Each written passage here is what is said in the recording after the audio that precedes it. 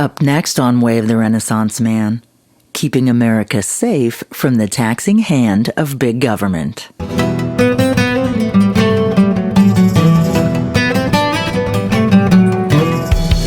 Welcome to the Way of the Renaissance Man podcast.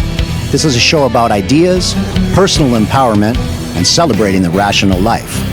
Our goal is to help each other discover the tools needed to better focus our minds, integrate our thoughts with actions, and live the lives we really want.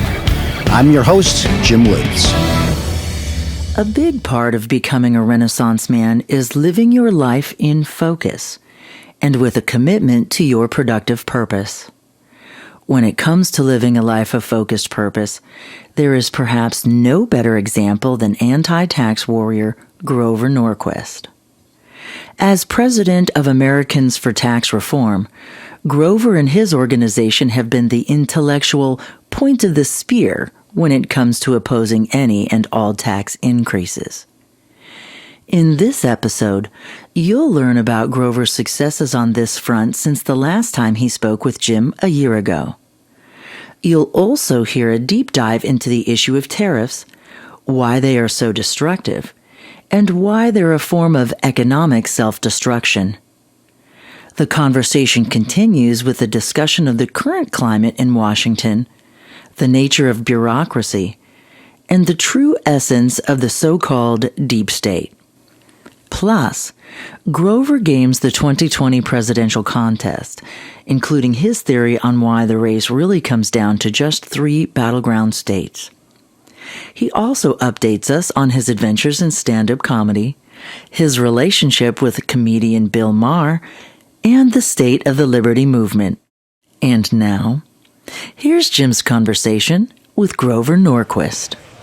So last year on the Way of the Renaissance Man podcast, I launched the show with an illustrious guest, and I have him back for another episode. I'm very honored. You made my career. I think it's the other way around, but you know, the great Grover Norquist. Grover, welcome to the show. Good to be with you. Yes, well, so tell me what's happened in the last year. So how's the fight going?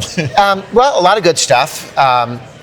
Look, the number of judges that take the rule of law seriously and protect people's property and their right to work and so on is very helpful. We had the wonderful decision that public sector workers can't be forced to pay union dues as a condition of employment. I mean, $500 to $1,000 a lot of these people are having taken from them, and now it's an option. If you want to be a member of the union, you can.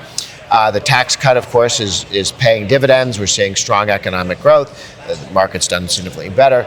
A lot of money's been coming back to the United States and coming in from other countries with foreign direct investment. And obviously, numbers of jobs are up.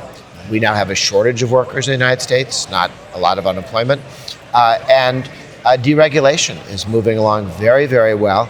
A lot of that has to get done before May of next year, because if you pass a regulation too late in your presidency and the other team gets the House and Senate, the presidency, and they can pull it back right away. They can pass a law and undo it immediately, and you can never revisit it again as a regulation. So we did that 16 times to Obama. Nobody wants that done to a Trump or Republican administration. So they're actually working ahead of the clock, not. And of course, our things are good ideas. We want everybody to see them. Yeah. Obama was waiting until after the election, then they dropped a bunch of crap. Surreptitious stuff, yes. Pay no attention to the man behind the curtain. Yes, we're doing regulations. So those are all moving forward, and so far no worse. So good. And the one thing I think that we both have a very big pet peeve on, of course, and the one thing that, if you had to single out one thing about this administration that we really don't like, it's the whole idea of tariffs. Tariffs are taxes. They're taxes at the border. They're paid by American consumers, not by people in China. Now, when China puts tariffs on, they're screwing Chinese consumers. When we put tariffs on, we're screwing American consumers.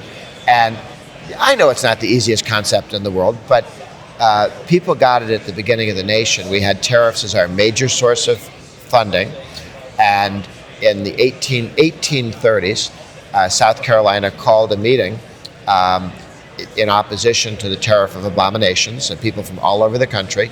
They called out the militia in South Carolina, over tariffs, and the government reduced the tariffs. So these have been fighting words for a long time. Right, exactly. Yeah, well, there's something. I mean, even the country itself, taxation without representation. That's, I mean, there's a lot of kind of historical rewrites about what the Tea Party or the real Tea Party was. Yeah. But the idea that that whenever somebody wants to extract money from you, they're just basically extracting your life from you. It's your time. It's your time. It's your productivity. Like, for example, I have a friend that works in the garment industry here in California, and they do a lot of production in China. So they've been hit with tariffs on a lot of their goods. So what they have been having to do is rework their production to Vietnam, to Singapore, to all these different places. It costs more. They don't know what the production's going to look like there. They're not certain about what it is, and they've had to pull back on capex for expansion and for paying people wages. That's not good. It's not good. It's a big. And people don't realize that. All they see is like, hey, we're going to punish the Chinese. We got to get some fair trade from them. And, I just don't understand how the goal of trying to make something fair requires punishing the citizens of your own country. Trade wars are wars of choice. And they're ones that you launch by damaging your own, not by shelling the other guy's cities, but by shelling your own cities. Exactly. So it's kind of an upside down policy. Yes. That said, China is hurt by people diverting away from Chinese production. And there is an argument that they would like to end this back and forth.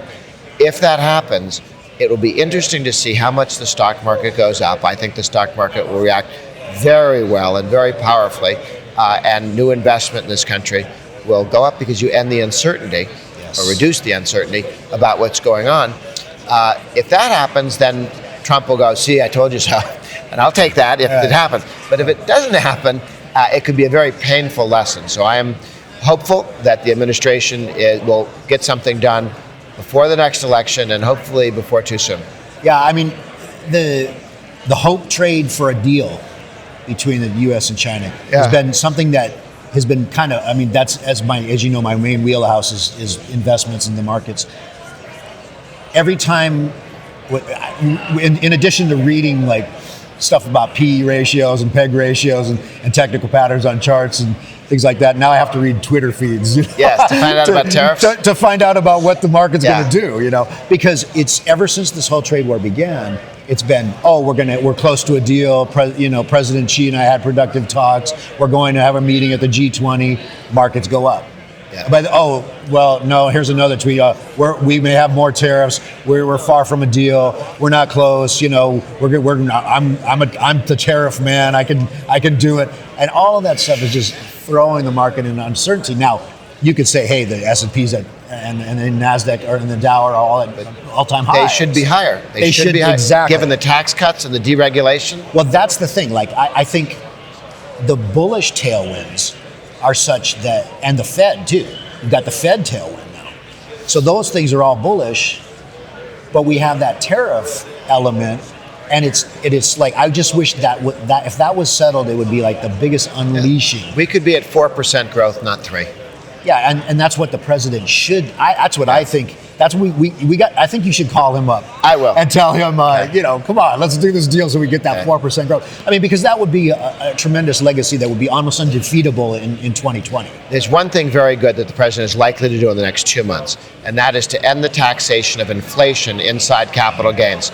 So you would pay capital gains tax not on the difference between what you bought your house for and sold it, or stock, or land, or building, but what you paid for it plus the inflation. So you take all the inflation gains out of the value of your home. You don't pay taxes on that. Inflation gains. Right. You do not pay taxes on the inflation gains. That will open up a great deal of sales. Yes. Farmers will be able to sell land they weren't able to. Companies. Commercial buildings, things like that that they've owned. And the number of, when you talk to builders and people and people who own buildings in cities, they talk about, hundreds of billions of dollars, trillions of dollars of assets that would change hands to higher and better use. Right. That we have sticky capital that's not being used as effective as it could be, because to move it gets you this big hit on the side of the head by the tax on inflation. The courts have ruled the president can do this by, in effect, executive order, a definitional change.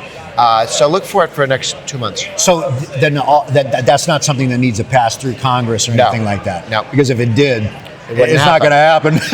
Yeah. There's nothing that the president's going to do that could increase the economic growth situation that Congress is going to go for these days. Not happening. Because they don't want that. Yeah. As long as Nancy Pelosi's there, one, she doesn't understand what makes growth, and two, she doesn't want the president to have any wins. Right. Exactly. I mean, and that's the unfortunate thing about the situation now is you've got just one party.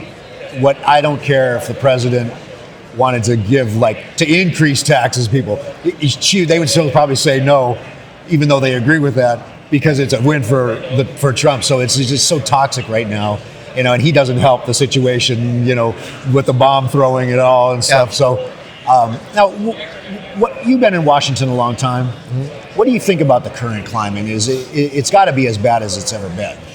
Well, if you go back to the Vietnam War, it's not like that. If you go back to the Civil War, it's not like that. If you go back to armed struggle against the United States and the Whiskey Rebellion, it's not as bad as that. Right. But what it is in modern times, there was an agreement that the government would grow forever and ever and get more power and more spending, and the Republicans would agree to try and slow it down a bit, but never, ever reverse it. And it was the Brezhnev doctrine of state control. What's mine is mine and what's yours is negotiable. And once we've created a bureaucracy, it never goes away. Once we create a rule, it never goes away. And the Republican Party and President Trump have challenged that norm. Remember, they don't say broke laws, they say broke norms. What are norms? Yes. Norms are when we attack one of your cabinet officers and say he's not what organized labor wants or he's not what the environmentalists want, you fold and you get us a new one. That's the norm. Right. And Trump has violated that norm. Or if you pick somebody who's a cabinet officer and he or she doesn't do the pro-growth, limited government approach you want, you just have to leave them there because you can't ever get them redone through the Senate. The answer is no. There's been turnover, and that's good. It's given There's been a lot of turnover in the Trump administration. A lot more discipline for the people who are there, knowing, no, when we were all elected on something, you were elected to nothing, Mr. Cabinet Officer. Right. We expect you to help us reduce the size and scope of government, not to be the lobby to me from your bureaucracy, which is what so many of them under Nixon and Reagan and Bush, and even a couple of guys under Obama, who aren't there anymore, would try and do that. They'd mansplain to the president why you can't do what the president wants to do because it irritates the bureaucracy. Right. So when they talk about deep state and so on, it's just an awful. Yeah, I was just going to say that's the kind of legitimate deep state critique. Yeah. It's not when people say the deep state. It's not. I try to explain to people it's not like this secret cabal that's running things. It's the way the game cabal is played. Yeah, it's out in the open, and it's not.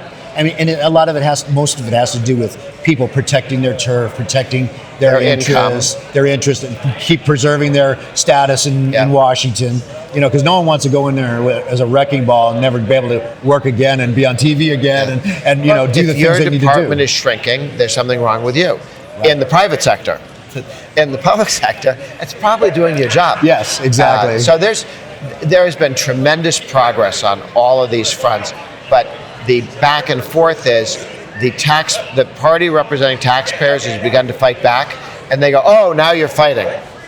No, before, only one party was fighting, only one tendency was fighting, and it was just roll over time, bigger and bigger government, higher and higher spending, more and more taxes, less and less freedom, and that they're terrified that this turnaround could catch fire, could gather momentum, which I think it will. Yeah, I mean, it's certainly, it's been an interesting time to see. You can be someone who's pro-Trump or someone who's doesn't particularly like the president, but you can't deny that there's some kind of change going on that's going to have some fallout, both good and bad. Significant changes. Now, let's pivot a little bit to what you think is going to happen maybe in 2020. Do you have any what's your kind of outlook on that? Well, there are only a couple of states really in play. Florida is a much more solid Reagan Republican, Trump Republican state than it used to be. So that's looking good. Ohio is increasingly Republican state elections. And now we contest Wisconsin, Michigan, and Pennsylvania. Each one has a Republican legislature but a Democrat governor. If Trump wins one of those and holds the states that he passed, and I think that all looks good, then you've got Trump reelected. So there's a very real chance for that, even though the entire establishment is trying to reject Trump's and the Republicans. Well, you see these kind of preliminary polls, like, Biden beats Trump by 8%, and even like Kamala Harris beats Trump by 2%, or so Buttigieg is like even up with Trump. But that is just a silly kind of comparison because it's not a state by state battleground kind of comparison. Yeah, and we know Kamala Harris is going to beat Trump in California. Yeah, and when they look at polling data and say what percentage of the population is voting, if you win by a lot in California, that doesn't mean you've carried Pennsylvania, Wisconsin. Yeah, it has nothing to do. It's not a most number of votes thing. The point of that was to keep the country together. Yes. That you didn't. If everybody in California voted one way, it shouldn't swamp the country. You have to have spread around support. The founding fathers knew what they were doing when they set that up, and it's kept things together for a long time. Exactly. So I think we have a real opportunity. It's not a slam dunk. If Trump ever gets to thinking that he's going to win, then he becomes Hillary Clinton and forgets. But the Democrats are auditioning for Hillary Clinton as the party that thinks they've won it already, and so they're just going so far to the left that almost it may guarantee their loss. Who is the Democrat that you would like Trump to run against? Oh dear. I think all of them are fine. They all have the same Rolodex. They all have the same extreme positions. There really isn't a dime's worth of difference between them. Some of them are older, some of them are younger, but they all think exactly alike. There's no diversity on the Democratic side. Yeah, it appears to me at least is there's a kind of a gradation of super left and just like very, very left. Yeah. There's no kind of, and even Biden is tacking to the left as much as he can, just because he knows he has to. He started his campaign saying he was the most progressive guy running. Right. That's saying a lot. Yeah, that's saying a lot.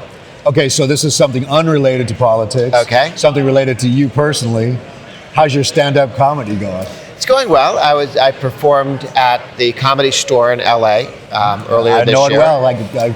It's near where I live. Yeah. And it was on the Bill Maher show, which is his comedy show. You're just there as a straight man.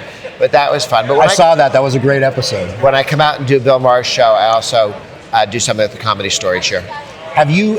Does he ever talk to you about comedy? I mean, does he know you do comedy? He knows I do comedy. He knows that I perform at the Comedy Store. It's been. He's a friend of me. We've known each other for a long time. His politics. You went back to the old days of the politically incorrect shows. Yeah, I remember that. A 3-hour train ride up from D.C. to New York, easy to do the show and come back in an evening. I missed that show. I liked that show a lot. I had several friends that were on that show. It was a great show, and it was kind of unfortunate. That was kind of the first, kind of ironically politically correct bouncing of a show that ever happened. I remember absolutely. that. And he is, while he's left on a lot of things, he's actually very good on free speech. Yes, he is. He's good on it. Yeah. I think like a lot of people, they have a lot of mixed ideas.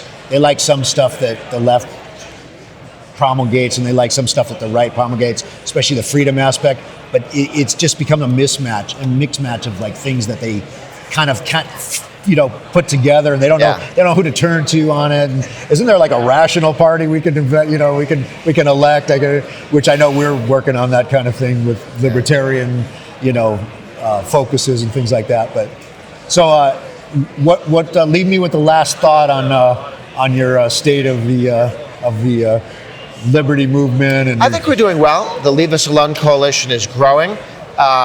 We've got tremendous steps forward. Labor unions are no longer allowed to steal your money and take union dues without your permission if you work for the government. There's been huge strides forward. If the establishment press was sort of even-handed, they'd be touting these phenomenal changes and the opportunities for teachers and firemen. They don't. But at the end of the day, people do know that their lives are getting better, that the government's taking less of the money, that unions, if they want to join the union, they can, but they don't have to pay dues if they don't want. A lot of real progress. So I think the secular trend is in the right direction. Well, you've had a lot to do with that, and I think thank you. everybody should thank you very much. Thank you. As I do. Thanks for being on the show. Good to be with you. All right, thank you.